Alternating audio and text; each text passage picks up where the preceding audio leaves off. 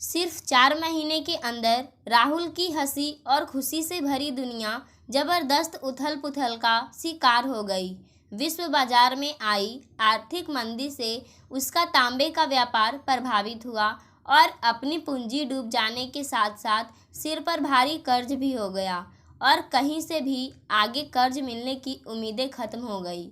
बाजार में पैसा था ही नहीं कि कोई भी आदमी किसी को कर्ज दे सके। ऐसे कठिन समय में पत्नी अंकिता भी उसके साथ छोड़ दोनों बच्चों के साथ मायके चली गई। उसे दुख इसका भी था कि ऐसा करने की ना तो अंकिता ने उससे इजाज़त ली और ना ही उसे इस कदम को उठाने की जानकारी दी। जिस औरत ने 18 साल पहले अग्नि को साक्षी मानकर हमेशा सुख दुख में उसका साथ निभाने की सौगंध खाई थी, उससे ऐसे रूखे व कठोर व्यवहार की कतई उम्मीद राहुल को नहीं थी। जबरदस्त तनाव से जूझ रहे राहुल का मन अकेले घर में घुसने को राजी नहीं हुआ, तो वह अंकिता को मनाने के लिए अपने ससुराल चला गया। वहाँ उसकी बेटी ऋचा और बेटा सोहित ही उसे देखकर खुश हुए। अंकिता, उसके माता पिता और भैया भाभी शुष्क और नाराजगी भरे अंदाज में उससे मिले। राहुल खुद को अंदर से बड़ा थका और टूटा हुआ सा महसूस कर रहा था। इस वक्त वह नींद की गोली खाकर सोना चाहता था, पर मजबूरन उसे अपनी पत्नी व ससुराल वालों के साथ बहस में उलझना पड़ा। क्या हमने अपनी बेटी तुम्हें मारपीट करके दुखी रखने के लिए दी थी? बड़े आक्रामक अंदाज में यह सवाल पूछकर उसके ससुर कमलनाथ जी ने वार्तालाप शुरू किया। आजकल मैं बहुत टेंशन में जी रही हूँ पापा। कल रात मेरा गुस्से में अंकिता पर जो हाथ उठा उसके लिए मैं माफ़ी चाहता हूँ। बात को आगे ना बढ़ाने के इरादे से राहुल ने शांत लहजे में फौरन क्षमा मांग ली। जीजा जी, आपने तो पिछले कई महीनों से दीदी का जीना हराम कर रखा है। ना आपसे बिजनेस संभलता है और ना ही शराब। गलतियां आप करो और गालियां सुने दीदी। नहीं, हम दीदी को आपके साथ और अत्याचार सहने के लिए नहीं भेजेंगे। उसके साले किशोर ने गुस्से से भरी आवाज़ में ये फैसला राहुल को सुना दिया। तुम आग में घी डालकर मेरी घर गृहस्थी को तोड़ने की कोशिश मत करो किशोर। राहुल ने अपने साले को डांटा। अभी घर ना लौटने का फैसला मेरा है। राहुल, इन शब्दों को मुंह से निकालकर अंकिता ने राहुल को चौंका दिया। परेशानियों से भरे इस समय में क्या तुम भी मेरा साथ छोड़ रही हो? राहुल एकदम से भावुक हो उठा। मुझे बच्चों से अगर दूर रहना पड़ा तो मैं पागल हो जाऊंगा अंकिता, और अगर मैं तुम्हारे साथ रही तो मेरी दिमाग की नस फट जाएगी। अंकिता ने पलटकर क्रोधित लहजे में जवाब दिया। बच्चों जैसी बातें मत करो। इस वक्त तुम्हें मेरा साथ देना चाहिए या मेरी परेशानियां और बढ़ानी चाहिए? राहुल, तुम एक बात अच्छी तरह से समझ लो। कमलनाथ जी बीच में बोल पड़े। बिजनेस में हुए घाटे को पूरा करने के लिए अंकिता अपने जेवर नहीं बेचेगी। उसके नाम पर जो फ्लैट है उसको बेचने की बात भी मत भूल जाओ तुम। इनको बेचे बिना मेरी समस्याओं का अंत नहीं होगा पापा। इस महत्वपूर्ण बात को आप सब क्यों नहीं समझ रहे हैं? राहुल गुस्सा हो उठा। तुम्हारे बिजनेस में पहले ही लाखों डूब चुके हैं। ये जेवर ही भविष्य में ऋचा की शादी और सोहित की पढ़ाई के काम आएंगे। कल को सिर पर सुरक्षित छत उस फ्लैट से ही मिलेगी तुम सबको। तुम जिस मकान में रह रहे हो उसे क्यों नहीं बेच देते हो? राहुल की सास मंजू ने तीखे लहजे में सवाल पूछा। आपके इस सवाल का जवाब आपको मालूम है मम्मी। इस मकान में मेरे दोनों छोटे भाइयों का भी हिस्सा है। ये मकान मेरे पिता ने बनाया था, लेकिन बेटा उस घर की देखभाल पर हमेशा सिर्फ तुमने अकेले ही पैसा खर्च किया है। तुम्हारे दोनों भाइयों को रहने के लिए इस मकान की ज़रूरत भी नहीं। मेरी समझ से तुम्हें इस मकान को बेचने का पूरा अधिकार है। भाइयों को हिस्सा देकर जो मुझे मिलेगा उससे मेरा कर्ज नहीं उतरेगा। तब तुम भाइयों को उनका हिस्सा अभी मत दो। कमलनाथ जी ने उसे टोकते हुए सलाह दिया। आप समस्या का समाधान ढूंढने के बजाय उसे और ज़्यादा ना उलझाएं पापा। हमने अपनी बात कह दी है। ना जेवर बिकेंगे ना फ्लैट। फिर मेरा कर्ज कैसे उतरेगा अंकिता? परेशान राहुल की आंखों में अपनी पत्नी से ये सवाल पूछते हुए डर के भाव साफ पढ़े जा सकते थे। मुझे नहीं पता, अंकिता ने फर्श को ताकते हुए रूखे से स्वर में जवाब दे दिया। ऐसा मत कहो प्लीज़। मेरी कमाई से ही तो जेवर और फ्लैट खरीदा गया है। आज बुरे वक्त में उन्हें बेचने की ज़रूरत आ पड़ी है तो आप भूल रहे हैं कि मैं भी नौकरी करती हूँ। आज हर महीने मुझे भी 20,000 की पगार मिलती है। जो भी हमारे पास है उसको हासिल करने में मेरा भी योगदान रहा है और वह सब मैं दोनों बच्चों के लिए भविष्य को सुरक्षित बनाने के काम में ही लगाऊंगी। अगर मैं कर्ज नहीं चुका पाया तो मुझे जेल जाना पड़ेगा। इतना भारी अपमान मैं बर्दाश्त नहीं कर पाऊंगा अंकिता। तब आप उस अपमान से बचने का रास्ता ढूंढो। आपकी समस्या को हल करने की काबिलियत और समझ मुझ में नहीं है, ना ही ऐसा करना मेरी जिम्मेदारी है। बेहद गंभीर नज़र आ रही अंकिता अपना फैसला सुनाकर झटके से उठी और मकान के अंदर चली गई। राहुल अपने दोनों बच्चों से 5-10 मिनट बातें करके लुटा पिटा सा अपने ससुर के घर से बाहर निकल आया और बाहर से खाना खाए बिना तब वह घर पहुंच गया। उसका मन बहुत दुखी और परेशान था। आंतरिक तनाव को कम करने के लिए उसने शराब पीनी शुरू कर दी। इस वक्त उसे अपना आर्थिक संकट नहीं बल्कि अंकिता की बेरुखी और परमापन बहुत ज़्यादा कष्ट पहुंचा रहे थे। मैंने कौन सा सुख अंकिता को नहीं दिया। उसकी खुशी की खातिर मैंने अपने घर वालों से संबंध तोड़ दिए थे। आज इसी अंकिता ने बीच नदी में मुझे डूबने को अकेला छोड़ दिया। जेवरों और फ्लैट की खातिर उसने पति का साथ ना देने का फैसला कितनी आसानी से कर लिया। हमारा रिश्ता कितना कमज़ोर निकला। मुझे नफ़रत है उससे। ऐसे विचारों से उलझा राहुल एक के बाद एक शराब के गिलास खाली किए जा रहा था। अचानक मोबाइल की घंटी बजी तो उसे उठाकर नंबर देखने लगा। गांव से उसकी माँ आरती का फ़ोन था, जो गांव में अपने सबसे छोटे बेटे के पास रहती थी। नशे से धरधराती आवाज़ में राहुल ने अपनी माँ से बातें की। माँ की आवाज़ सुनकर राहुल अचानक ही बेहद भावुक हो उठा था। तुम सबका क्या हाल चाल है? माँ ने यह सवाल पूछकर अपने बड़े बेटे के दिल पर लगे जख्म को और हरा कर दिया।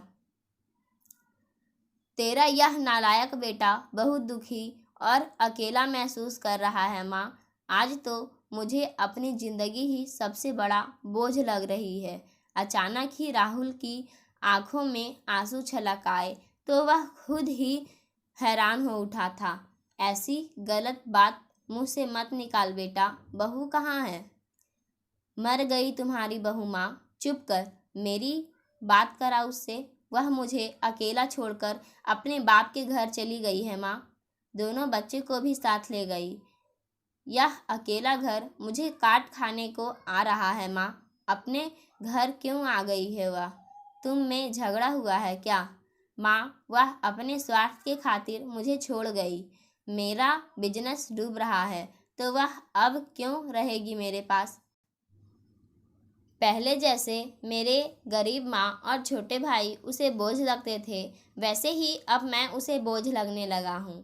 माँ, वह मुझे अकेला छोड़कर भाग गई है। तू परेशान मत हो, मैं कल आकर उसे समझाऊंगी तो फ़ौरन वापस घर लौट आएगी। मैं अब उसकी शक्ल भी नहीं देखना चाहता हूँ माँ। उसे अपने पति से नहीं, सिर्फ दौलत से प्यार है। उसने मेरी सुख शांति को नज़रअंदाज कर जेवर और फ्लैट चुना। समाज में तड़क भड़क वाली ज़िंदगी जीने की शौकीन उस औरत को मैं इस घर में कदम नहीं रखने दूंगा। अपना गुस्सा थूक दे राहुल। अपने बच्चों की खुशियों की खातिर तुम दोनों को साथ रहना ही होगा। माँ, तू उस औरत की तरफदारी क्यों कर रही है जिसे तू फटी आँख भी कभी नहीं सुहाई, जिसने तेरा मेरे घर में घुसना बंद करा दिया? तू उसकी चिंता क्यों कर रही है? बच्चे नादानी करे तो क्या बड़े भी नासमझी दिखाकर उनका अहित सोचने लगे बेटा? माँ, मुझे अपनी अतीत की गलतियाँ सोच सोचकर इस वक्त रोना आ रहा है। मैं अंकिता के स्वार्थी स्वभाव को कभी पहचान नहीं पाया। उसके कहे में आकर मुझे अपनी माँ और छोटे भाइयों से दूर नहीं होना चाहिए था।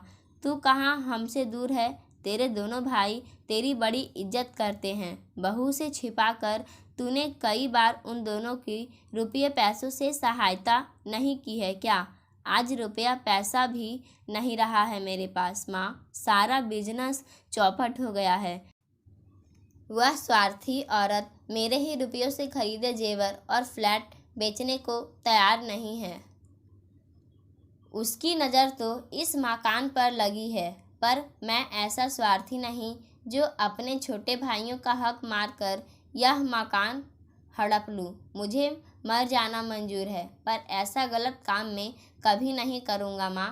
तूने मरने की बात अब मुँह से निकाली तो मेरा मरा मुँह देखेगा। ऐसा मत कह माँ। तू तो भी गलत मत बोल। नहीं बोलूँगा माँ। देख बेटा, अब और शराब मत पीना। तुझे मेरी सौगंध है। तुझे वचन देता हूँ माँ, अब और शराब नहीं पीऊँगा। फ्रिज में कुछ रखा हो तो खाकर सो जा। अच्छा माँ, बेकार की बातें बिल्कुल मत सोच। मैं कल सुबह तुमसे मिलने आऊँगी। उसे अपनी माँ को दिया वचन याद रहा था और उसने शराब नहीं पी। नशे में होने के बावजूद उसे जल्दी से नींद नहीं आई थी। अंकिता से जुड़ी बहुत सी बीती घटनाओं को याद करते हुए वह कभी गुस्से तो कभी दुख और अफसोस के भावों से भर जाता। अपने दोनों बच्चे उसे बहुत याद आ रहे थे। अपनी जिंदगी को समाप्त कर लेने का भाव कई बार उसके मन में उठा, लेकिन बच्चों के भविष्य के प्रति अपना उत्तरदायित्व को महसूस करते हुए उसने आत्महत्या के विचार को अपने मन में मजबूत जड़ें नहीं जमाने दी थी। अगले दिन सुबह अपनी माँ और दोनों छोटे भाइयों को आने पर ही राहुल को नींद टूटी थी। उसकी चिंता ने इन तीनों को चेहरे पर तनाव और घबराहट के भाव पैदा किए हुए थे। माँ मकान की रजिस्ट्री साथ लाई थी। अपने दोनों छोटे बेटों उमेश और नरेश की रजामंदी से उसने मकान बेचने के लिए वह रजिस्ट्री राहुल को सौंप दी। बेटा, मकान तो फिर बन जाते हैं, पर मैंने अपना बेटा खो दिया तो उसे कहाँ ले आऊँगी? इस शहर में तू कुछ भी लेकर नहीं आया था, फिर भी तूने अपनी लगन और मेहनत से लाखों कमाए। आज बाजार में मंदी आई है तो ज़्यादा दुखी मत हो। यह खराब वक्त भी ज़रूर बीत जाएगा। मकान बेचकर तू अपने सिर पर बना कर्जे का बोझ फौरन कम कर। अपने बड़े बेटे का प्यार से माथा चूमते हुए उनकी पलकें नम हो उठी थी। अपने दोनों छोटे भाइयों को गले लगाने के बाद राहुल एक नए उत्साह, हौसले और आत्मविश्वास के साथ ऑफिस जाने को घर से निकला। तू इस शहर में कुछ भी तो लेकर नहीं आया था। अपनी माँ के मुंह से निकले इस वाक्य को बार बार मन में दोहराकर राहुल व्यापार में हुए भारी घाटे को सदमे से खुद को उबरता देख हल्का महसूस कर रहा था। उस दिन वह ऑफिस से बेहद व्यस्त रहा। उसे नुकसान पहुंचने वाले कई महत्वपूर्ण निर्णय लेने पड़े, पर उन्हें लेते हुए उसको ना कलेजा कांपा ना मन को पीड़ा हुई। उस दिन रात 8 बजे के करीब जब राहुल अपने ससुराल पहुंचा तो कई हफ्तों से उसके मन पर बिना चिंता और तनाव का कोहरा बहुत हद तक छंट चुका था। राहुल के होठों पर मुस्कान और हाथों में मिठाई का डब्बा देख अंकिता और उसके घर वाले असमंजस का शिकार हो गए। अपने बच्चों के साथ हंसता बोलता राहुल उनके लिए पहेली बन गया था। हैरानी के मारे वे अपने मन में उसके प्रति बसे नाराज़गी और शिकायत के भावों को भुला ही बैठे। तुम्हारे जेवर और फ्लैट अब सुरक्षित है अंकिता। हमारे बीच बनी झगड़े की जड़ नष्ट हो गई है, इसलिए सारा सामान समेटकर घर लौटने की तैयारी करो। अपनी पत्नी को ऐसा आदेश देते हुए राहुल रहस्यमय अंदाज में मुस्कुरा रहा था। मार्केट में तो कई बदलाव आया नहीं, फिर आपने कैसी सारी समस्या हल की है? कमलनाथ जी ने माथे में बल डालकर सवाल पूछा। मैंने जो किया है उसे जानकर आप सब क्या करेंगे? हम यह जानकारी इसलिए चाहते हैं कि कल को तुम अंकिता के साथ जेवरों व फ्लैट को लेकर फिर से झगड़ा और मारपीट ना शुरू कर दो।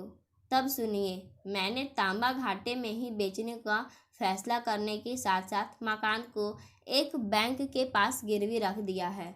तुम्हारी माँ और दोनों भाई मकान को गिरवी रख देने के लिए राजी हो गए हैं। बिल्कुल हो गए हैं। आखिर उनका मुझसे खून का रिश्ता है। मैं जेल जाऊं या आत्महत्या कर लूं, ऐसी कल्पना ही उनके दिलों को बुरी तरह से कंपा गई थी। आप सब लोग उनकी भावनाओं को नहीं समझ सकेंगे। राहुल के स्वर में मौजूद व्यंग्य के भावों से उसके सास ससुर, साले व पत्नी तिलमिला उठे। अंकिता ने चिढ़कर सवाल पूछा। अपना बिजनेस चौपट करके अब आगे क्या करने का इरादा है? माय डियर, अपने कैरियर की शुरुआत मैंने कमीशन एजेंट के काम से की थी और अब फिर से वही बन जाऊंगा। बहुत लंबा चौड़ा व्यापार फैलाया था, पर वह सारी सफलता पानी का बुलबुला साबित हुई। वह बुलबुला बड़ा रंगीन था और अन्य लाखों करोड़ों लोगों की तरह मैं किसी पागल की तरह उसके पीछे दौड़ा। जब अपनी नियति के अनुरूप बुलबुला अचानक फूटा तो मैंने अपने होश हवास घबरा कर खो दिए थे।